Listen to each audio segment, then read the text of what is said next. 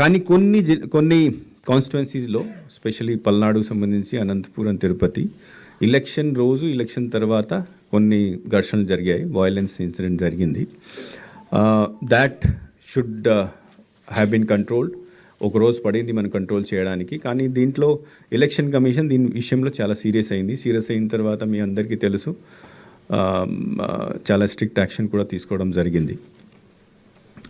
Now అదే దృష్టి చేసుకొని ఈసారి డ్యూరింగ్ దిస్ కౌంటింగ్ ఇట్లాంటి సంఘటనలు జరగకూడదు. దీనికోసం అప్పుడే ఎలక్షన్ కమిషన్ 16th మీటింగ్ జరిగినప్పుడు, అంటే 16th ఆఫ్ మే ఎలక్షన్ అయిన తర్వాత సిఎస్ గారిని, డీజీ గారిని అక్కడ పిలిచారు. మీటింగ్ అయిన తర్వాత వాళ్ళ రిక్వెస్ట్ ప్రకారం 25 ఎక్స్ట్రా కంపెనీస్ ఇవ్వడం జరిగింది. ఇన్ఫ్యాక్ట్ మనకు ఇనీషియల్గా 21 కంపెనీస్ కౌంటింగ్ సెంటర్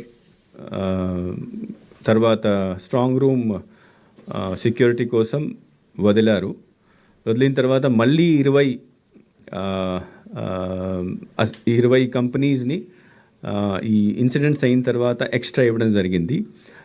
నిన్న ఇంకొకటి 25 కంపెనీస్ని మనకు ఇవ్వడం జరిగింది. సో ఇప్పుడు మన రాష్ట్రంలో 67 companies only for security of strong rooms as well as law and ఆర్డర్ని కంట్రోల్ చేయడం కోసం స్పెషల్గా ఎలక్షన్ కమిషన్ ద్వారా ఇవ్వడం జరిగింది. 25 కంపెనీస్ నిన్న, ఈరోజు అన్నీ వస్తున్నాయి. సో టోటల్ 67 కంపెనీస్ అయిపోయాయి. Now regarding law and order arrangements మీ అందరికీ ఇంతకుముందు కూడా చెప్పాము, డీటెయిల్గా I will not go. 3-tier system ఉంది. ఫస్ట్ టియర్లో సెంట్రల్ ఫోర్సెస్ ఉంటారు, సెకండ్ టియర్లో ఏపీఎస్పీ ఉంటుంది, థర్డ్ టియర్లో మామూలు పోలీస్ వాళ్ళు ఉంటారు. మొత్తం కౌంటింగ్ సెంటర్ చుట్టూ ఏరియాని రెడ్ జోన్గా డిక్లేర్ చేసి అక్కడ మూవ్మెంట్ పూర్తిగా కంట్రోల్ చేయడం జరిగింది. థర్డ్ టియర్ తర్వాత ఏ వెహికల్ కూడా లోపలికి రాకూడదు ఎక్సెప్ట్ అబ్జర్వర్ వెహికల్.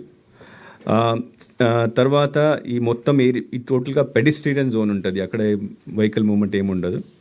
144 ఏరియా ఇంతకుముందు కూడా చెప్పాము, ఆ చుట్టూ 144 సిఆర్పిసి, సెక్షన్ 30 పోలీస్ యాక్ట్ కూడా ఇంప్లిమెంటేషన్లో ఉంది. కౌంటింగ్ సెంటర్ లోపల బయట అన్ని చోట్ల, తర్వాత సిటీలో లేకపోతే టౌన్లో, విలేజెస్లో కూడా మెయిన్ ప్లేసెస్లో సీసీటీవీ కెమెరా ఏర్పాటు చేయడం జరిగింది. మనకు ఇప్పుడు ఒక one main issue which is అంటే how to control the law and order situation.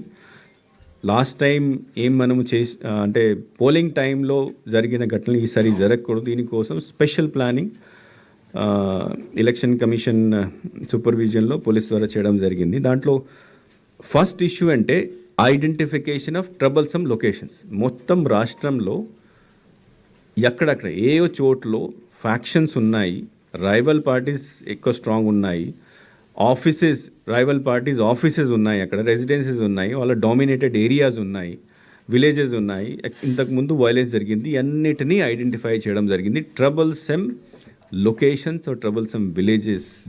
So మొత్తం రాష్ట్రంలో 1985 such locations have been identified. Second, who are the persons who can cause problem? మళ్ళీ దాంట్లో ట్రబుల్ మాంగర్స్ ఎవరు, రౌడీ షీటర్స్, ఇంతకుముందు కొంతమంది చాలా అరోగెంట్గా బిహేవ్ చేసి పోలింగ్ టైంలో చేశారు.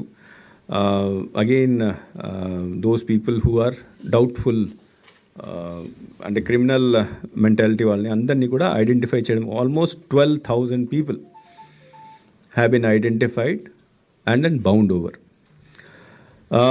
తర్వాత దీనికి స్ట్రాటజీ ఏంటి? స్ట్రాటజీ అంటే ట్రబుల్సమ్ లొకేషన్స్ని ఐడెంటిఫై చేసేసి అక్కడ పికెట్స్ పెట్టడం, ప్రతి చోట్ల పికెట్ పెట్టడం జరిగింది. పోలీస్ టీమ్, క్యూఆర్టీస్ రెగ్యులర్గా విజిట్ చేస్తున్నారు, అక్కడ ఫ్లాగ్ మార్చెస్ చేస్తున్నారు, అక్కడ మాక్ డ్రిల్ అంటే ఏమైనా ఘర్షణ జరిగితే, వైలెన్స్ జరిగితే అక్కడ ఏం చేయాలి, మాక్ డ్రిల్ కూడా అక్కడ చేస్తున్నారు, పెట్రోలింగ్ చేస్తున్నారు.